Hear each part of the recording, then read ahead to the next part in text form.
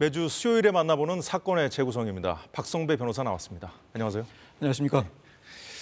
자, 오늘은 2022년 12월 발생한 9살 동원군 사망사고 집중해서 볼 건데요. 만취 상태로 차를 몰다가 스쿨존 안에서 동원이를 치어 숨지게 한 피의자에 대한 대법원 확정 판결이 지난주에 나왔죠.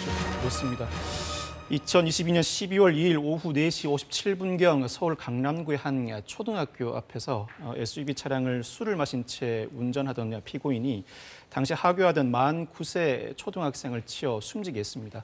이 사고로 여러 가지 혐의로 기소가 되었는데 1심에서는 징역 7년이 선고되었다가 2심에서 징역 5년으로 감형되었고 지난주 선고된 대법원 판결에서도 검사와 피고인의 상고가 모두 기각되면서 2심 그대로 유지됐습니다. 피의자 고모 씨 40대라고 하는데 이 고모 씨에게 적용된 혐의들을 좀 보면서 얘기 나눠보도록 하겠습니다. 어린이 보호구역 치사, 위험운전 치사, 도주치사, 모두 특가법상 이제 적용된 혐의들이죠. 이렇게 세 가지가 맞습니까? 일단 도로교통법상 음주운전도 포함됩니다만 주요한 혐의는 이 세 가지가 맞습니다. 특가법상 어린이 보호구역 치사는 어린이 보호구역에서는 시속 30km 이내로 속도 제한이 따르고 어린이 안전에 유의하며 운전할 의무가 있는데 이 의무를 위반해서 어린이를 쳐서 숨지게 한 경우에 성립하게 됩니다. 특가법상 위험운전 치사는 술을 마신 채 운전하는 경우인데 물론 술을 마신 채 운전하는 경우에 교통사고 처리 특례법에도 12대 중과실이 따로 규정돼 있습니다.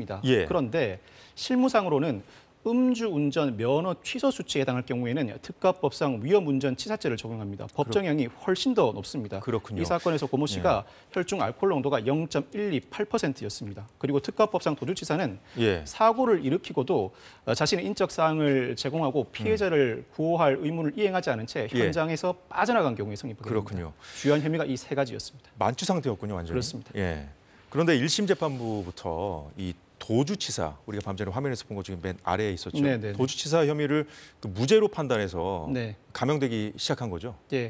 이 도주치사는 실무상 문제되는 쟁점이 사고를 인지하였는가 여부, 사고를 인지한 경우에 도주의 고의가 있었는지 여부를 두고 상당히 심각하게 다투게 되는데 이 사건에서 사고 인식 여부는 피고인이 다투었지만 재판부가 당연히 인식했을 거라는 전제 하에서 출발했습니다. 다만 도주의 고의를 두고는 상당한 다툼이 있었는데 이 재판부는 20에서 30m 떨어진 곳에 주차하고 현장으로 돌아왔고 소극적이나마 구호 조치를 취했다는 이유로 도주치사 혐의에 대해서 무죄를 선고하게 됩니다. 아이를 치고 도망간 뒤에 현장에 다시 돌아왔다고 해서 이 도망간 사실이 없어지는 건 아니잖아요.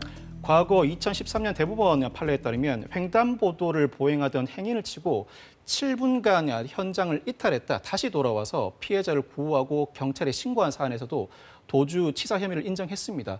그 당시에는 이미 도주의 고의를 보유한 채로 현장을 이탈했다가 마음을 고쳐먹고 다시 돌아왔다고 판단한 것 같은데 이 사안에서는 이탈한 구간이 21m로 비교적 짧은 구간이고 돌아온 시간이 43초입니다. 즉 비교적 짧은 거리를 이탈하고 돌아올 때까지도 비교적 짧은 시간이 걸렸다는 점을 두고 상당한 다툼이 있었던 것 같은데 일단 차를 세워두려 한 것이 아닌가라는 의문이 제기될 만한 상황이었고 재판부도 당황해서 주차장으로 이동했을 가능성을 배제하지 못하고 돌아와서 가해자임을 밝힌 이상 도주치사 혐의를 확정적으로 적용하기 어렵다는 판단하에 무죄를 선고했습니다. 검찰은 애초에 20년형을 구형했었고 이게 1심에서 7년이 선고됐잖아요. 그렇습니다. 이제 말씀하셨듯이 도주치사 혐의가 무죄로 이제 판단되면서 이제 좀 많이 형량이 낮아졌고 2심에서는 2년 더 감형이 됐어요. 이유가 뭡니까? 일단 도주치사 혐의가 인정되었으면 징역 10년에 육박했을 것인데 도주치사 혐의가 빠지게 되었고 1심에서는 징역 7년이 선고되었습니다.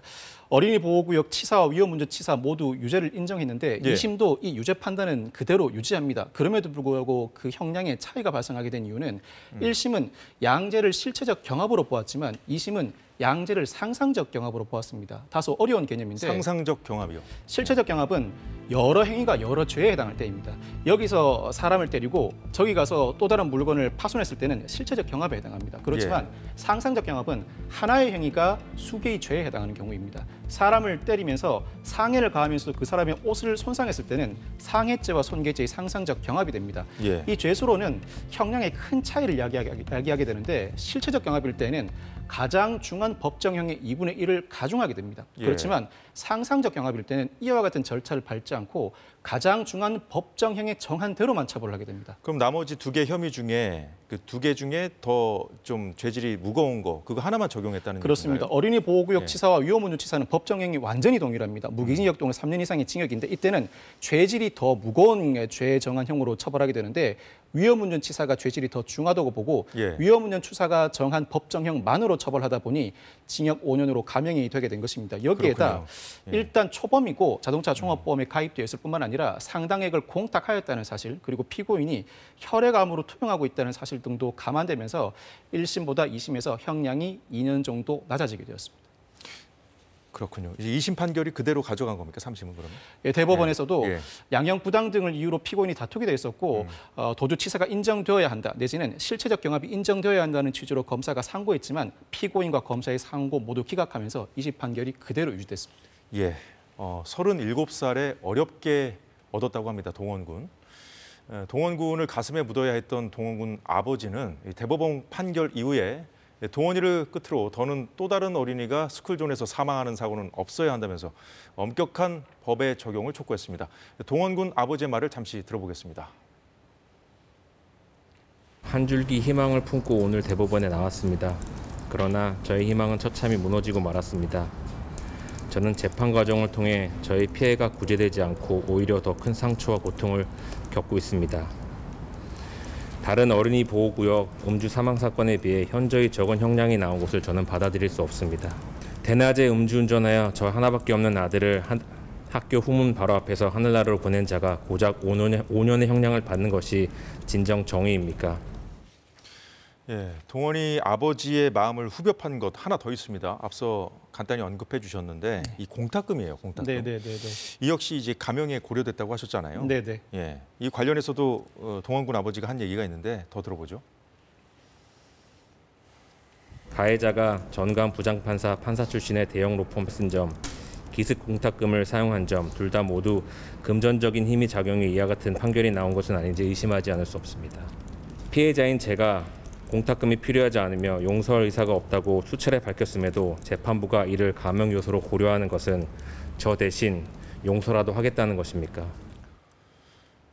원치 않았던 공탁이었는데 네. 이 공탁이 적용돼서 감형이 됐다는 거잖아요. 그래서 네. 참담하다는 거 아니에요, 심정이? 이 사건에서 피고인이 네. 1심에서는 3억 5천만 원을 공탁했고 2심에서는 추가로 1억 5천만 원을 더 공탁했습니다. 총 5억인가요? 총 5억 원을 공탁했는데 재판부가 제한적이나마 감형 요소로 삼았다고 명시했습니다.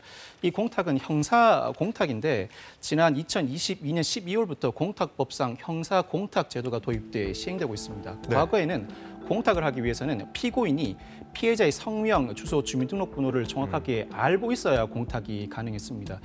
이렇다 보니까 이 인적 사항을 파악하기 위해서 합의를 종용하면서 2차 가해가 발생하기도 하고 예. 그 인적 정보를 파악하기 위해서 불법적인 수단이 동원되기도 했습니다. 한편으로는 그래도 피해 변제를 위해 애쓰는 피고인과 피해 변제 의사조차 보이지 않는 피고인 간에는 차등을 둬야 한다는 여론도 상당 부분 제기되다 보니 예. 형사 공탁 제도가 도입되게 된 것입니다. 이 형사 공탁 제도는 법원, 사건명, 공소장 등에 기재된 가명 등 피해자의 명칭만 기재하면 공탁이 가능한 제도입니다. 문제는 이 제도가 도입되고 1년 반 정도 지났는데 형사 공탁을 했을 때 가명 사유로 삼을지는 재판부의 재량에 맡겨져 있습니다. 예. 적어도 공탁이 되었을 때 피해자 측이 피고인의 공탁 사실을 알고 반대 의사를 개진할 때에는 재판부가 감형을 하지 않기도 하는데 피해자가 인지하지 못하는 사이에 예를 예. 들어 형을 선고하기 일주일이나 2주 전에 갑자기 공탁을 해버리면 피해자는 모르는 상태로 자신의 의사를 내비칠 기회조차 구해받지 못합니다. 그래서 꼼수 공탁이다. 기습 공탁, 꼼수 꼼수 공탁이라는 말까지 나오고 있는 거군요. 그렇습니다. 이런 상태에서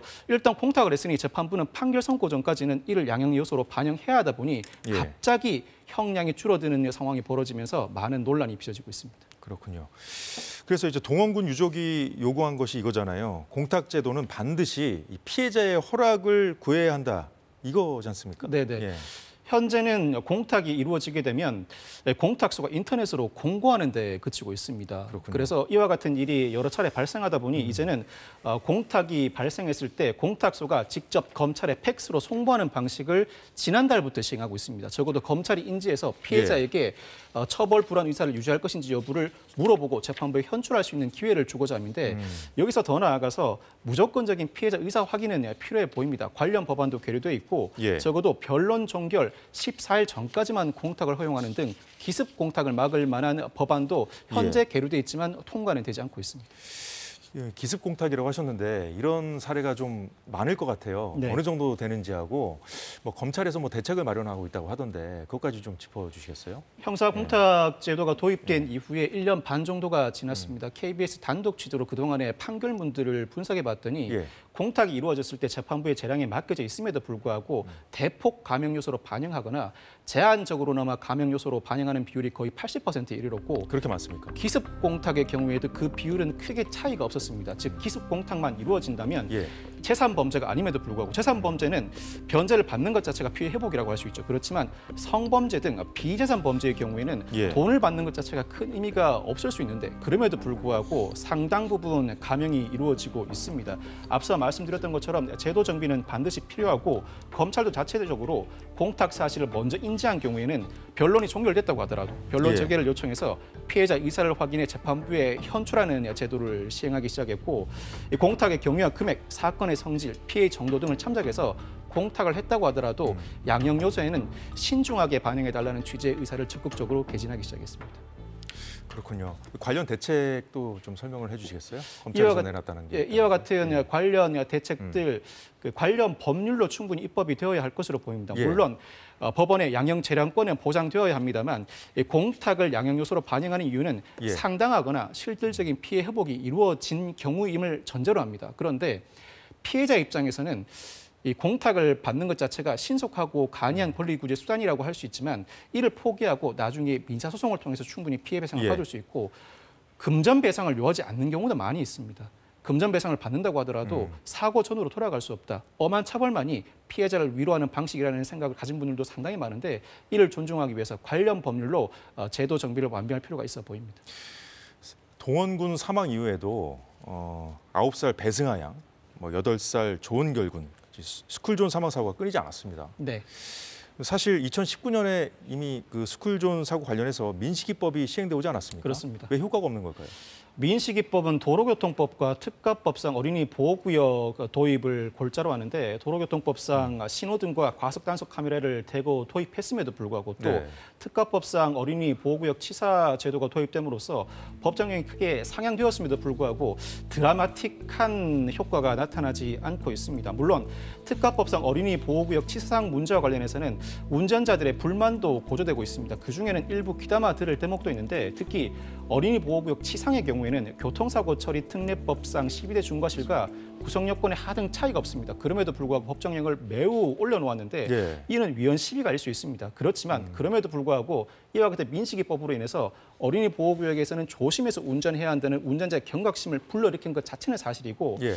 대다수 국민들은 이 법의 필요성은 인정하면서도 불법 주정차 구분을 명확히 할 필요가 있다. 또 어린이 보호구역을 인지하지 못하는 경우가 상당히 많아서 관련 시설을 정비해달라는 요청도 하고 있습니다. 또 예. 운행 속도 관리를 위한 다각적인 제도나 운전자의 의식도 전반적으로 정비되어야 할 시점이라고 보여집니다. 동원군이 사망한 이후에도 동원이법이 만들어졌다고 하더라고요. 그렇습니다. 어떤 내용입니까? 간략히 좀 전해주시죠. 동원이법은 어린이 보호구역에서 음주운전으로 어린이가 사망하는 사건이 또 발생하니까 방호 울타리를 스쿨존 내 우선적으로 설치하는 법률입니다. 이 법률이 통과는 됐는데 네. 애초에 제한된 법률은 그 외에도 스쿨존 보도 설치 의무화도 포함되어 있었습니다. 어린이 보호구역에는 차도와 인도의 구분이 없는 도로가 상당히 많습니다. 적어도 스쿨존에서는 보도 설치 의무화도 처음 제정 시도된 법률 안에는 담겨 있었는데 이 부분이 빠져 있습니다. 뭐 점차적으로 개선될 것으로 기대합니다만 네. 제도 정비뿐만 아니라 전반적인 제도를 한 번 더 점검하고 운전자 의식 수준도 따라가야 드라마틱한 결과가 발생할 것 같습니다. 예, 진행하는 내내 동원군 아버지의 말이 머릿속에 맴돌았습니다. 아이들 피해가 더는 없도록 술 마시는 어른들이 감히 운전대를 잡지 못하게끔 빨리 대책을 서둘러서 만들어야겠습니다. 예, 사건의 재구성 박성배 변호사였습니다. 수고하셨습니다. 감사합니다. 예, 오늘 사사건건이 준비한 소식은 여기까지입니다. 내일 오후 4시에 다시 찾아뵙겠습니다. 고맙습니다.